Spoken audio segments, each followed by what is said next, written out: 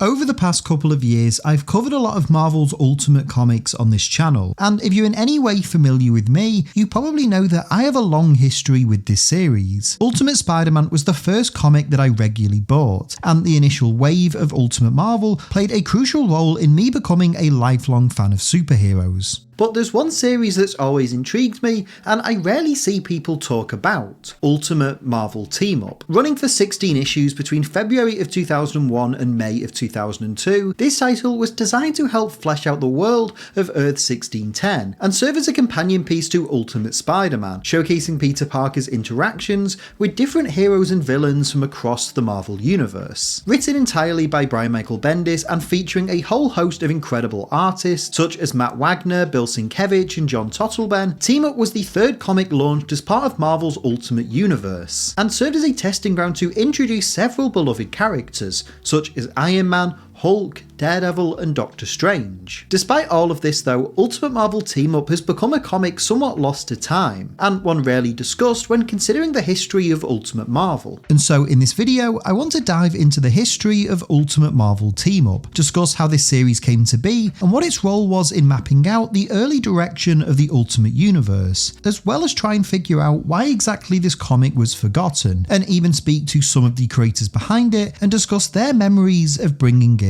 to life.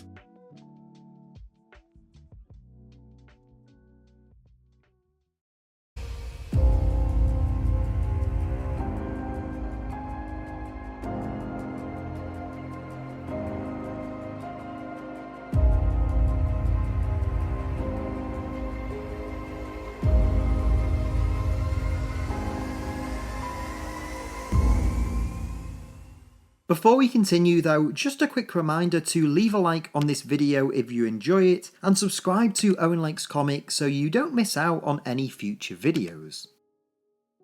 The Ultimate Marvel Universe officially began in September of 2000, with the release of Brian Michael Bendis and Mark Bagley's Ultimate Spider-Man Issue 1. This new endeavour had been in the works for some time behind the scenes at Marvel. First conceived as a line-wide reboot of the entire Marvel Universe by then incoming publisher Bill Jemas, the concept was reworked into a ground zero reimagining of some of the company's biggest characters, introducing new versions of Spider-Man, the X-Men, the Fantastic Four and the Avengers as if they came into existence at the turn of the new millennium. And although Jemas and Marvel editor-in-chief Joe Quesada were the original architects behind this pitch, the writer tasked with bringing this concept to life was none other than Brian Michael Bendis. Bendis was a rising star within the comics industry by the turn of the millennium. Having established his name with independent books such as Powers, Jinx and Sam and Twitch, he was introduced to Joe Quesada through their mutual friend artist David Mack. While making this video, I actually sat down for an interview with Brian Michael Bendis, where he explained how he was hired to write Ultimate Spider-Man. I got this gig partially because of Powers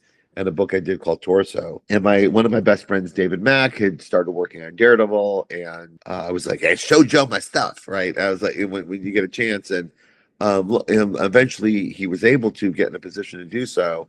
And Joe called me and said, "Hey, what do you want to do if you come here? What are your interests?" And I pitched what I then found out to be what everyone pitches if they are lucky enough to get this call.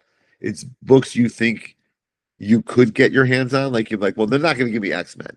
So I want Doctor Strange, Nick Fury. It's like this list of what you think you could kick ass on, but maybe you don't have to fight for them. He called me and said, "Actually, we really need help on Daredevil. Do you like Daredevil?" I'm like, yeah, and it's why I'm in comics. And so he goes, "Hey, if you and David Mack could like team up and do like an arc of Daredevil, that would really help where we are on the schedule. We're behind schedule on that book. It's a big hit, but boy, oh boy." And I was surprised. And I said, "Hey, Joe, I'm really surprised you hired me." He goes, "Oh, I need characters. You write characters." And like I need original characters. And I'm like, "Oh, thank God I found the person that like really was focused on what was important to me as a creator." The next Monday, I remember he called me up and goes, "Hey, we've been trying to start Spider-Man over from scratch. Are you into Spider-Man?" And I go, "Yeah, of course." He was a nerd and hung up. And I'm like, "Did editor-in-chief just call me a nerd for liking Spider-Man?" Anyway, so I started working on Ultimate Spider-Man, which had well been in development with another writer. So I got to learn the lessons from the other writers mistakes I would have made. So it was a kind of a gift that I was like, here, don't do this version. We tried it already, right? And the version that's more like loving and very like, let's just repeat Amazing Fantasy 15 exactly because it's not broken and you don't need to fix it. But instead, I made these choices and came across this wonderful quote by Stan Lee that I literally stumbled upon. It said, the only reason Amazing Fantasy 15 is 11 pages or whatever it is because that's all the publisher would give me. I wish the origin of Spider-Man was multiple issues long. I went, Wow. Literally, the creator of Spider-Man just said, I wish it looked like this, which was my impulse. And I felt free to like, oh, let's go for it. So that's why there's no like costume for like for first few issues. After agreeing to helm Ultimate Spider-Man, Bendis was paired with Mark Bagley, a veteran Spidey artist of the 1990s, and given a series of outlines by Gemmis that explained what this new look version of Spider-Man should be and how it would update the classic character. These outlines included Peter being bitten by a genetically altered spider instead of a radioactive one, the Green Goblin being the title's first main antagonist, and extending Peter's origin story out to an entire 7-issue arc. Bendis and Bagley workshopped these ideas alongside their own knowledge and history with the Wallcrawler, ultimately crafting a new iteration of the friendly neighborhood hero that felt both relevant to the character's past and distinctly fresh and modern. Ultimate Spider-Man's debut issue hit shelves in September of 2000. It was immediately well received by fans and critics alike, with this positive response only growing throughout the duo's 6-issue origin story. Due to Ultimate Spider-Man's success, coupled with the release of Ultimate X-Men issue 1 in December, Marvel began seeking to develop even more Ultimate books, and this is where the initial conversations surrounding Ultimate Team Up first began. During my conversation with Bendis, I asked him about this period of his career, and how the concept for Ultimate Marvel Team Up came to be. Ultimate Spider comes out, right place, right time, right marketing, a company desperate to like get eyeballs back on their product. The book came out, did great. Better than anything I've ever been part of. They asked me to do Ultimate X-Men, and I just wasn't ready yet. I didn't have it. And it was so confusing because I really had Spider-Man. I had it, but I didn't have X-Men. So I said, can I just do Spider-Man? And they go, well, what else would you want to do? And then I'm like, well, it does seem to me, based on what this lineup is supposed to be, there should be a book that's wholly celebratory of the art form of comics. Things that brought me in the hardest was Marvel Fanfare, which was a book that came out in the 80s that was kind of an anthology evergreen series of really the best creators that ever lived, like Dave Gibbons doing Doctor Strange and Paul Smith doing X-Men and Michael Golden, who rarely did any Marvel comics, did a whole beautiful thing. And Barry Windsor Smith doing Fantastic Four. I mean, you go down the list and you think, no way that's what's in this book. It's literally like boom, boom, boom, boom. For years, all edited by Al Milgrom, and it was very warm and inviting, and at the same time, the highest art that they could come up with, yet at the same time, the most fun. And another book that was very inviting to me was Marvel Team Up. Like a lot of people, I would buy the books where, oh, you get more than one superhero for the same amount of money. So I'm like, what if it was a cross between Marvel Team Up, but with the editorial mandate of Marvel Fanfare? So I'm like, all right, so this is what I'll do. I'll create a yes and book. It's Spider-Man and you pick the other character. I'll write it for you after we talk a little bit about like what do you want to draw that no one lets you draw? What have you been dying to draw? Do you have a villain design in your back pocket that you have no character for? Like show me what you've been sketching, right? So it's a mixture of people I grew up with, like Jim Mahfood, and then people that I admired deeply, like Bill Sienkiewicz.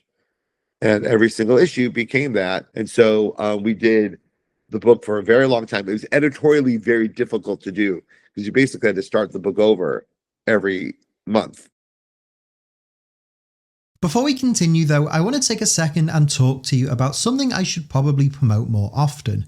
Patreon.com/Owen Likes Comics. I've been working on this channel full time for a little while now. It's my absolute dream job and I love it, and it wouldn't be possible without everyone who watches, subscribes, likes and comments, as well as all of my supporters over on Patreon. In case you didn't know, I release several bonus videos and podcasts every month on my Patreon, as well as the full uncut conversations with special guests that I record as part of these videos. You can also watch all of my videos ad-free and several days early, and be part of a community of like-minded people where we regularly chat about comics, movies, and everything else. There are multiple different tiers with unique perks starting at just $1 per month. I will leave links in the video description and the pinned comment, or just go to patreon.com/OwenLikesComics. At the very least, check it out and see if it's something you'd be interested in. Thank you for all of your support, and let's get back to the video.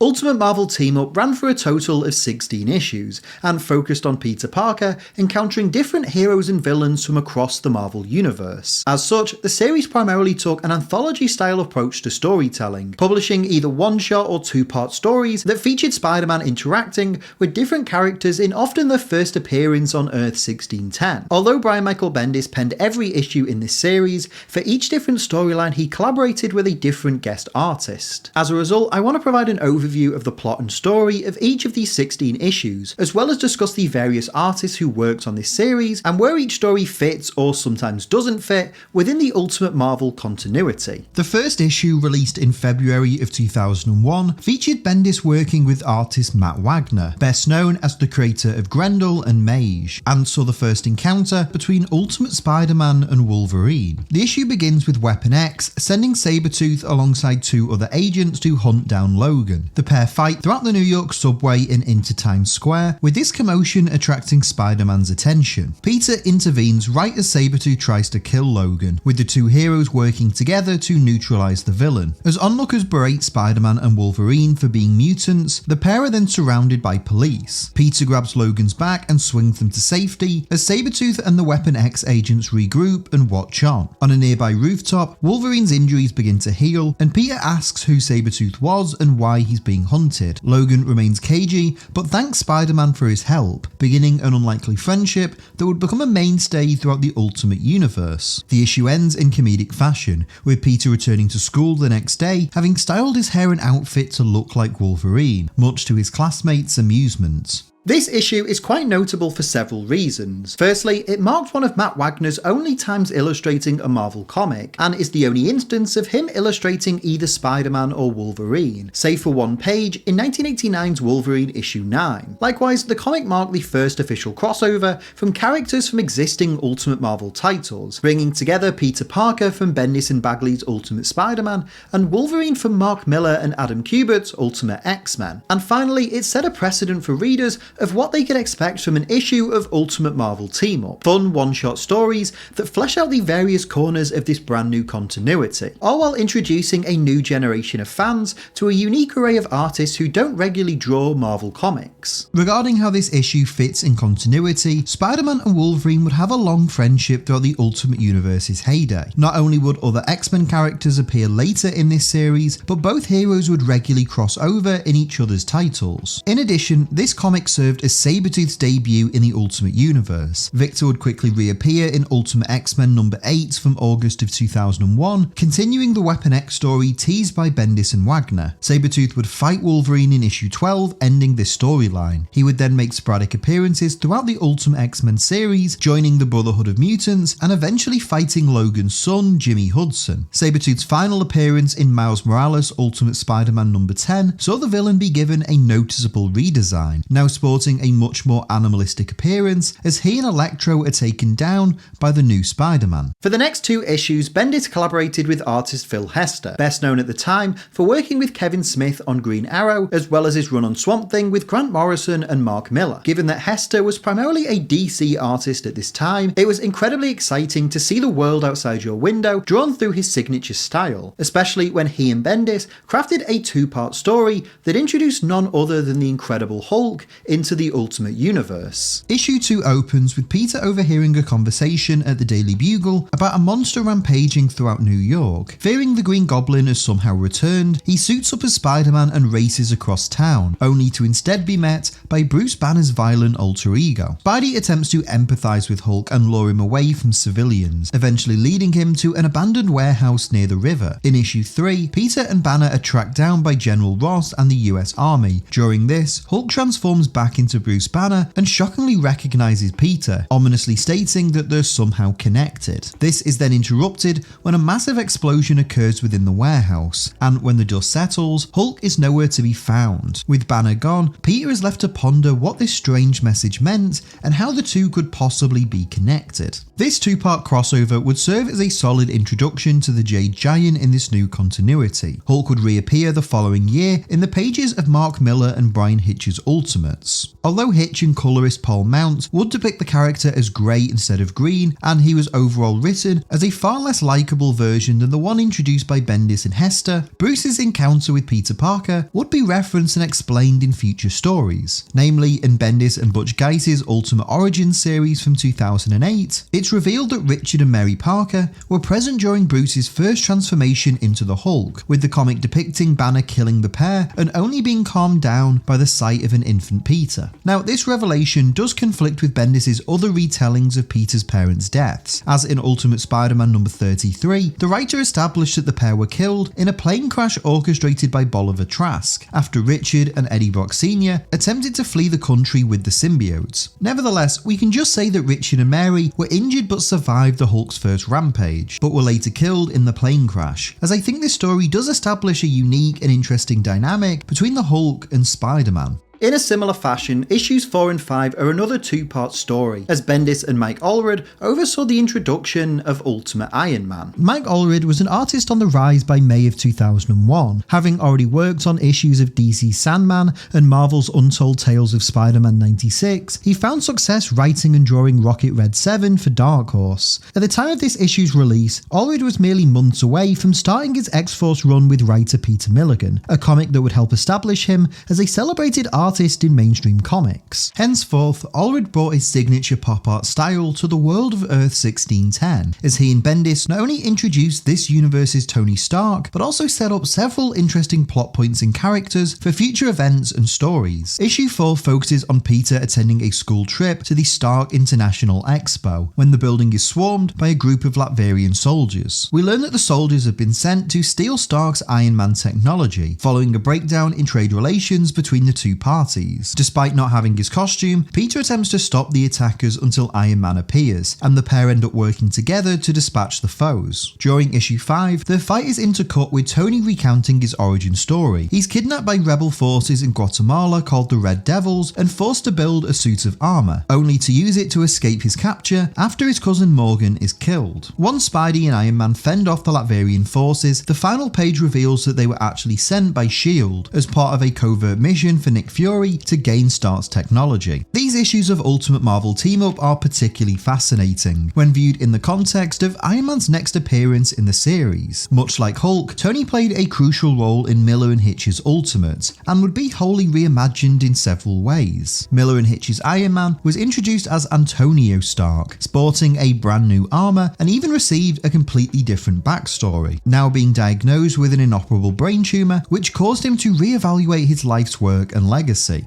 Interestingly, although this version of Ultimate Iron Man is largely the one most people are familiar with, his origin story would be retconned and changed several more times. In 2005, Orson Scott Card and Andy Kubert published an Ultimate Iron Man miniseries that told a very different version of Tony Stark's early years. However, that series would later be retconned out of continuity by Mark Millar in 2011, with it later being explained as a fictional TV show within the Ultimate Universe. Because of all of these changes to Iron Man's origin, I'm not exactly sure if we could classify Bendis and Allred's story as officially being canon one way or the other. On the other hand, these issues also introduced Nick Fury into the universe, and were the first examples of the character being depicted as African American. Although Allred's version doesn't resemble Samuel L. Jackson, with that particular look for Fury being introduced by Brian Hitch, his design in issue 5 is near identical to how he appears in Ultimate X-Men issues 9 through 12, where he's depicted as a S.H.I.E.L.D. agent and a former member of Weapon X, alongside the aforementioned Ultimate Origins. Therefore, I think it's fair to assume that these appearances do fit into continuity, but take place prior to his appearances in the Ultimates, and that following his encounters with Spider-Man, Iron Man and the X-Men, he becomes the director of S.H.I.E.L.D. and adopts his now iconic look.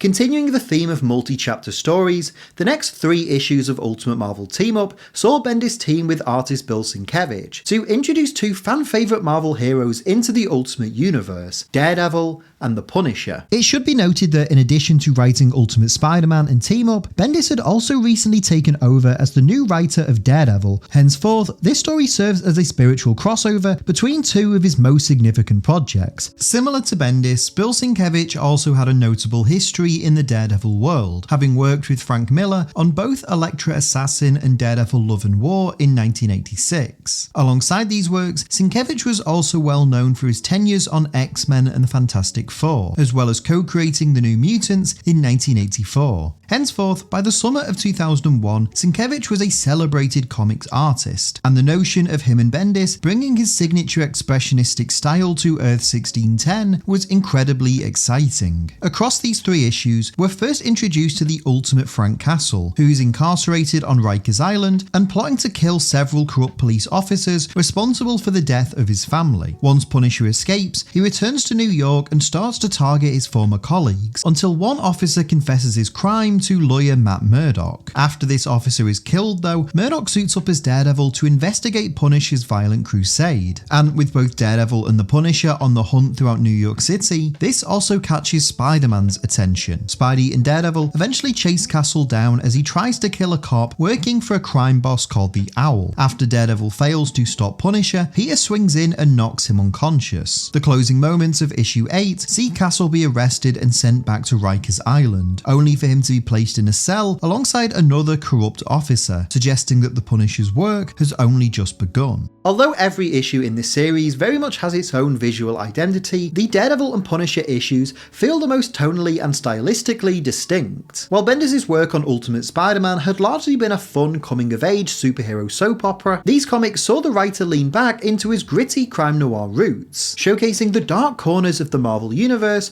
through the introduction of Frank Castle and Matt Murdock. Likewise, Bill Sienkiewicz's art immediately separates these issues apart from anything published in Team Up before or after, and grounds the story in a gritty noir feel that also somehow borders on ethereal and dreamlike on occasions. These issues are also some of the more clear-cut in regards to where they fit within the Ultimate continuity, as Daredevil and the Punisher would make numerous appearances in the pages of Ultimate Spider-Man, and this particular encounter here would later be referenced in subsequent stories. Punisher returned in Ultimate Spider-Man Annual No. 2, once again escaping Rikers and assassinating police captain Jean DeWolf. He would also make several appearances in Mark Millar and Lionel Francis Yu's Ultimate Avengers, where he became a member of this new Black Ops task force. Meanwhile, in October of 2002, Greg Rucka and Salvatore LaRocca published a 4-issue miniseries called Ultimate Daredevil and Elektra, which told the origin of both Matt Murdock and Elektra Nasios. The hero would also make several cameo appearances in both Ultimate Spider-Man and Ultimate X-Men, and even briefly formed a team called the Knights alongside Spider-Man, Doctor Strange, Iron Fist, Shang Chi and Moon Knight to take down the Kingpin. Unfortunately, Matt Murdock was one of many heroes killed during the events of Ultimatum. However, in the pages of Ultimate Avengers issue 13, Mark Millar and Steve Dillon introduced a brand new version of Daredevil, this one being a teenage vampire trained by Stick who becomes part of a secret vampire invasion led by a clone of the Hulk. Issue 9 is actually the comic that inspired me to make this entire video, as it's something I've been fascinated by for several years. For those unaware, the Fantastic Four are my favourite team in all of comics, and I have a lot of fond memories of reading the original Ultimates title that ran from 2004 to 2009. However, while this iteration of Marvel's first family were brought to life by the trio of Bendis, Mark Millar and Adam Kubert, it wasn't actually the first time that these 4 iconic characters appeared in an Ultimate Marvel comic. In November 2001, Bendis collaborated with artist Jim Mahfood on a special issue of Ultimate Marvel Team Up. The comic focuses on Peter visiting the Baxter Building as part of a school assignment, where he's sent to shadow Reed Richards. During his visit, Peter is given a full tour of the facility, which recaps the team's origins of being exposed to cosmic rays during a mission into the negative zone, only for the Baxter Building to suddenly be attacked by Skrulls. Seeking to prove himself to the Fantastic Four, Peter suits up and tries to fight fight the aliens, eventually battling throughout New York City and even into Marvel Comics' offices, and right past real-life editor-in-chief Joe Quesada. Eventually, the Fantastic Four arrive and teleport the Skrulls back to the negative zone, and Reed reveals that he had already deduced Peter's secret identity. The issue ends in comedic fashion, with the heroes realizing that part of the Baxter building had accidentally been teleported into the negative zone as well. This comic is notably more light-hearted and self-aware than the other installments in the series, poking fun at not just the Marvel universe, but several real-life figures within Marvel Comics. Because of this, Marvel was quick to establish that this story wasn't part of the main Ultimate continuity, and was later established to have took place on Earth TRN 526. This was not only a result of the book's self-aware tone, but also the noticeable differences in its presentation of the Fantastic Four. You see, the version introduced by Bendis, Miller and Kubert in 2004 would be considerably younger than their classic counterparts, who the Ultimate Marvel team-up version were much more comparable to. Alongside this, Bendis and Mahfood featured the Skrulls as the issue's antagonists, an alien race not otherwise featured in the Ultimate Marvel universe, as they were effectively replaced by the newly created Chitauri. Regardless of this comic's place in canon though, it does remain a fun and light-hearted story that celebrates the long history of Spidey and the Fantastic Four. While making this video, I actually sat down with Jim Mahfood himself. I asked him how he reflects on this project 2 decades later, and what it meant for him to work on a comic featuring these undisputed titans of the superhero genre. This came along at a perfect time because I was just doing random projects, random issues of things. And you know, once Brian contacted me, I of course said, yes, whatever the schedule is, just let me know. I'm on board. Shortly after that, Ralph Macchio, the editor, contacted me and was like the sweetest, nicest guy on the phone, but also said, you know, I don't know who you are. I've never heard of your work. He's like, I like your work. I've seen it. It's very interesting. I think he knew that with my issue in particular, like Brian and I were basically making a comedy one-shot comic. With Spidey and the FF. I mean, the whole book is almost a meta joke with tons of bizarre references and pop culture stuff that was almost like ahead of its time. It was almost Kevin Smithian in that it was, hey, if you're reading this book, you're one of us and you're in on the joke. One great memory of working on the book too was Brian and I were both like night owls at the time. So there was a couple times where he would call me and we would just be chatting on the phone at like 11:30 at night or for an hour or two as we were kind of going through the layouts and the pages and talking about jokes and talking about our love for comics and Spider-Man. And so it was, I love that idea of like the two weirdos at night while everyone's asleep are making their bizarre single issue Spider-Man comic. And we're really these like indie guys in disguise just getting away with murder basically at Marvel. You know, I did not have any awareness, and it was not brought up at all of what the future of the Fantastic Four as its own solo ultimate title would be. So this was just Brian and I are going to do the FF with Spidey. I definitely did sketches of the characters, and I mean, they're just based on the original FF, but I think that was one of the appeals of us doing this sort of one-shot humor issue is, well, my art style reflects that. And Brian obviously saw the Clerks book, and you know, so it was kind of like, let's do a full color superhero version of that pop culture jokey Kevin Smith aesthetic, wink wink nod nod, but it's at the Marvel Wednesday Warrior audience is the way I interpreted it. And it seems like Ralph Macchio, the editor, everybody was on board for that direction.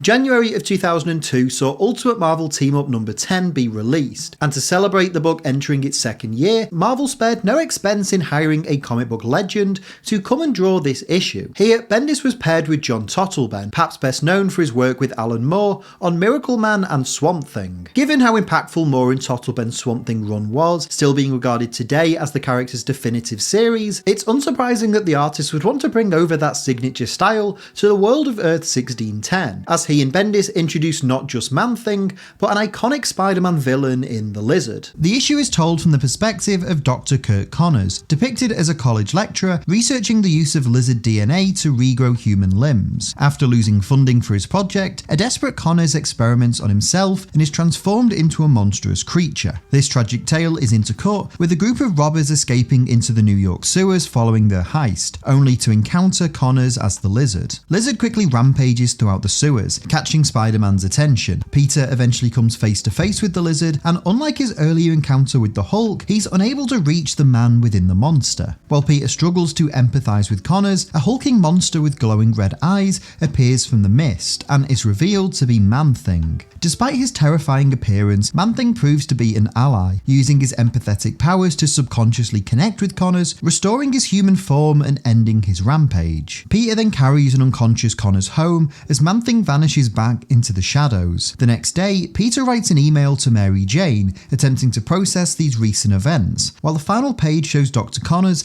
leaving a somber note for his wife as he exiles himself and returns to the sewers, hoping to continue his research and permanently cure his condition. This is my favourite issue in all of Ultimate Marvel Team Up. Not only is John Totlebend's artwork absolutely stellar, but Bendis crafted a really emotional tale about the boundaries between man and monster, creating an emotional bond between not just the Lizard and Man-Thing, but also Peter Parker and Dr. Curt Connors. Although this issue would mark Man-Thing's only appearance in the Ultimate Universe, Dr. Connors would remain a regular character throughout Ultimate Spider-Man, albeit only in human form, with this issue marking the Lizard's only proper appearance in the series. He reappears in issue 39 from April of 2003, mentoring Peter as he begins to research the symbiote created by his father and Eddie Brock Sr. This leads into the Venom saga, where we see Connors experiencing nightmares of his time as the Lizard. In Ultimate Spider-Man issues 60 through 64, Connors obtains a sample of Peter's blood and accidentally creates the Carnage symbiote, which results in the death of Gwen Stacy. Because of this incident and Connors' continued guilt, he eventually surrenders himself to the police, with his final appearances in Earth 1610 depicting him as a scientist working for S.H.I.E.L.D. Following this, issue 11 is one of the more straightforward issues in the entire series. Unlike any of the earlier or later entries,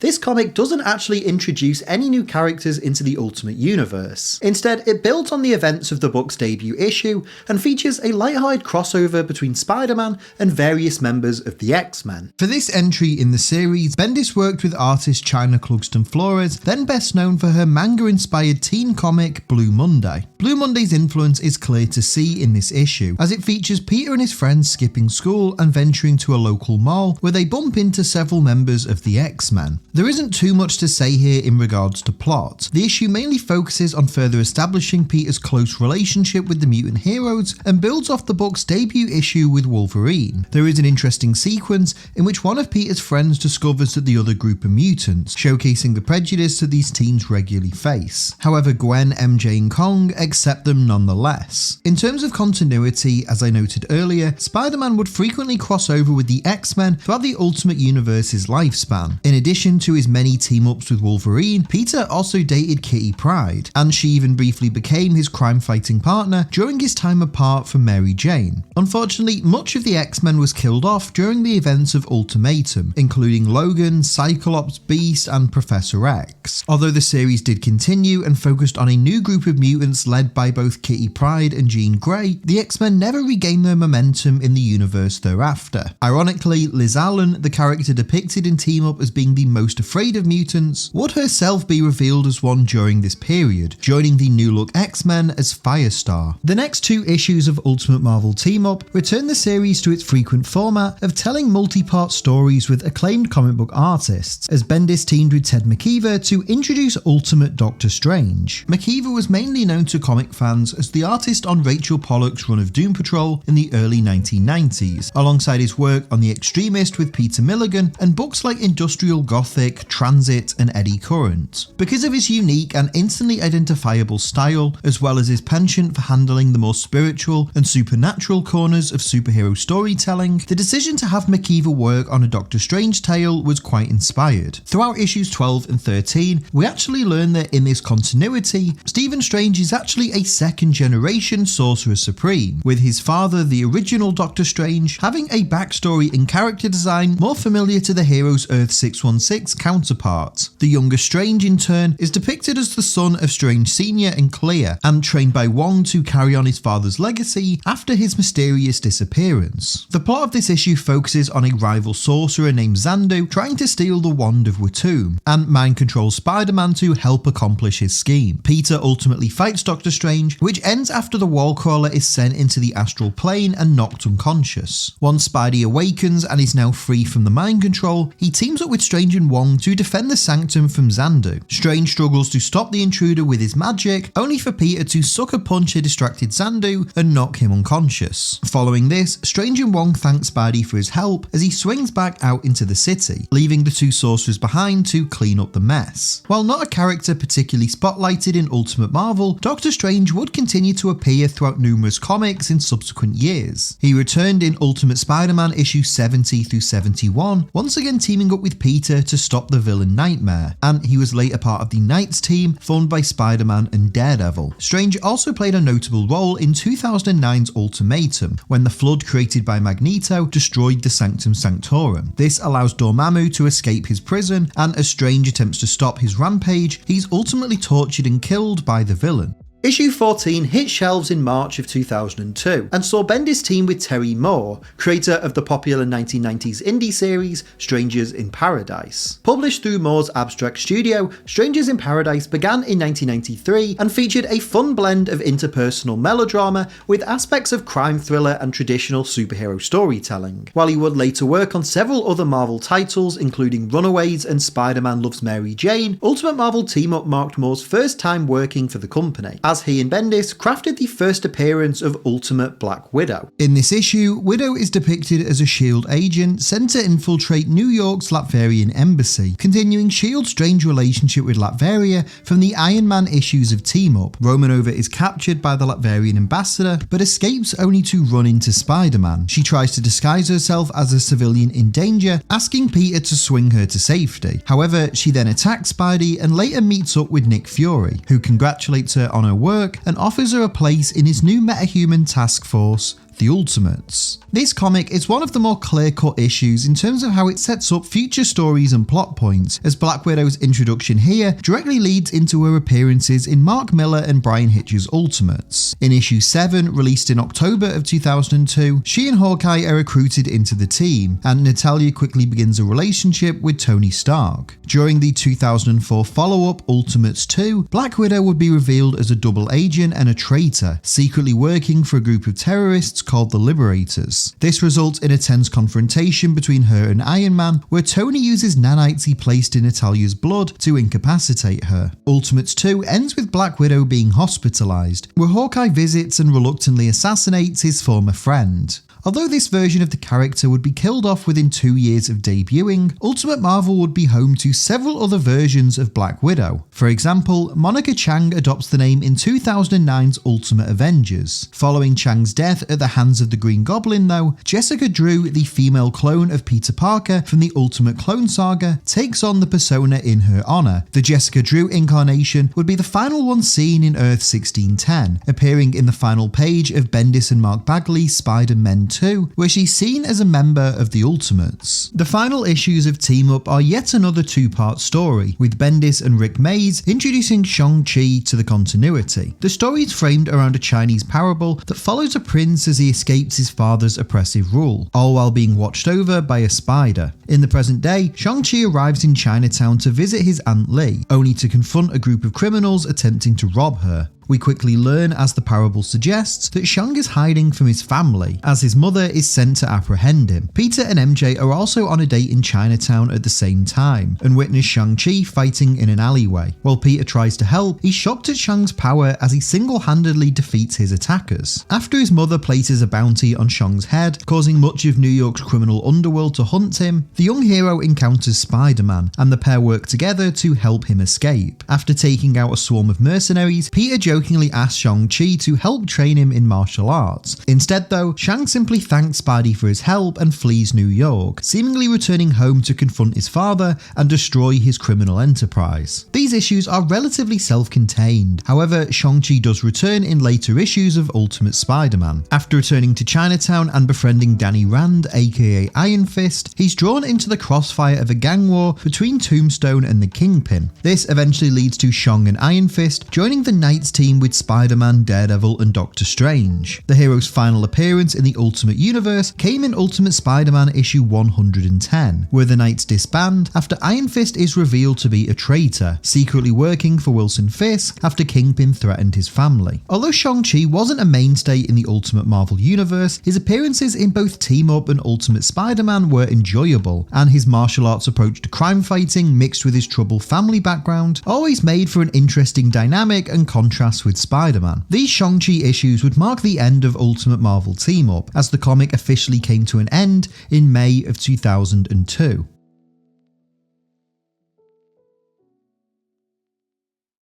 Following its 16-issue run, Ultimate Marvel Team Up came to an end in early 2002. In June of that year, Marvel published the Ultimate Spider-Man Special, a one-shot comic that effectively served as an epilogue to this title. Written solely by Brian Michael Bendis and featuring numerous artists who had worked on Team Up, as well as frequent collaborators like Alex Maleev, David Mack and Michael Avon Oeming, and legendary artists like Al Milgrom, Dave Gibbons and John Romita Sr., this comic featured cameos from several heroes introduced in Team Up, namely Daredevil, Iron Man and the Fantastic Four. Additionally, Ultimate Spider-Man Special introduced two new heroes into the universe, with the comic marking the Earth 1610 debuts of both Blade and Elektra. The issue ends with a special thank you from Bendis, highlighting his fondness for the project and celebrating the wild array of stories, characters and unique collaborations it had become home to over the past year. Looking back at Ultimate Marvel Team Up close to a quarter century later, this series played quite an underrated role in mapping out the early direction of the Ultimate Universe, introducing a wide array of characters, as well as establishing Brian Michael Bendis as a key voice and rising figure within the company. At the time this book was released, both Ultimate Spider-Man and Ultimate X-Men were still very much in their infancy, with so much of this new continuity yet to be explored or fleshed out. As a result, Bendis and his collaborators took the opportunity to really build out the world of Earth 1610, turning it into a fully realised and lived in setting that future writers could incorporate into their stories. Although not every installment in this series is canon, and some depictions of certain heroes differ wildly to their later appearances, it's hard to overlook this comic's role in expanding the Ultimate Universe in such a short amount of time, alongside introducing a ton of incredible artists to a whole new generation of fans. During my conversation with Brian Michael Bendis, I asked him about the factors that led up to Ultimate Team Up's conclusion after issue 16, as well as how he looks back on this project 2 decades later as both a key piece of the early Ultimate Universe and a major turning point for his career. It became editorially unsustainable when I started Avengers. I was like, oh, Avengers is going to take up a lot of my time. And I was like, oh, should I hand this Team Up book over to someone? I remember a lot of conversations about from who became the publisher, Dan Buckley, about, there's nothing wrong with just telling your story and being done. Not everything has to go 1,000 issues. Like, and we're using like the BBC model of TV, where they'll do 2 seasons and a special, and that no matter how big of a hit it is, it's just like contain it, tell your story, and move on. I got to like do a triple size like super special finale, where I got to like put in all the ones that couldn't do a whole issue but were interested vaguely. I was very, very proud of it. And then meanwhile, the other thing it was able to do was we were still building the Ultimate Universe. So on top of the yes-anding that I'm doing with the creators, I'm like, well, what is our Fantastic Four? Like what is our Black Widow? And some of them are like Iron Man is a perfect example. It's a very much a sketch of what would come, but it doesn't discount what's to come. We debuted Ultimate Nick Fury there. That character stayed, even though it got developed much further in Ultimates. But so it's a mixture of like word sketches and art sketches and things that would then become the Ultimate Marvel Universe. For me, this book is one of my favorite Marvel projects. I think I told you off when you offered to do this. I'm like, yes, it's one of my favorite books I ever did in Marvel because it's self-contained. Also, like it to me also it never. There's not an issue where I can't find something that meant something to me, at least, or was one of my favorite things I did at Marvel. As someone who's covered countless Ultimate Marvel comics on this channel, Team Up is a series that's always intrigued and fascinated me. Considering it was the third ongoing series greenlit in this universe, written by Bendis and featuring so many acclaimed characters, it's rarely spoken about as a formative piece of the Ultimate Universe's early years. Because of this, it's a topic I've wanted to make a dedicated video on for quite some time, especially after I picked up the collected trade on eBay a little while ago, and diving back into all of these often forgotten stories has genuinely been so much fun. While they're admittedly not all must read, numerous installments in this series highlight just what made the early Ultimate Universe so exciting. This book really captures the feeling that anything could happen, any characters could appear, and that heroes and villains from across Marvel could be reimagined in bold and interesting ways. Coupled with this, you can really feel Bendis stretching his creative wings and getting a sense for so many different characters and their voices. It's hardly surprising that he would have lengthy runs on Daredevil, the Avengers and the X-Men following this, because you can feel him discovering not just which characters he enjoys writing, but also the different approaches to storytelling that all of these heroes require. Furthermore, Team Up is worth revisiting just for the vast array of artists who brought their signature flair to Earth 1610. The fact that this comic ran for less than 2 years, yet featured everyone from Bill Sienkiewicz, Matt Wagner, John Tottleben and Ted McKeever demonstrates the massive amount of talent that worked on this project, as well as how each story was crafted to be creator driven and to showcase each artist and their distinct style. While it may not have reached the heights of Ultimate Spider-Man or be as memorable as Ultimates or Ultimate X-Men, I do think this series should be discussed and remembered more fondly, both for its fun anthology style approach and in how it quietly helped establish this new continuity as a lived-in, fully realised setting. Even though it might not have garnered the same legacy as the universe's other titles, Ultimate Marvel Team Up did serve a critical and important function, and in my opinion, it deserves to be revisited and regarded as much more than just the forgotten Ultimate Marvel comic.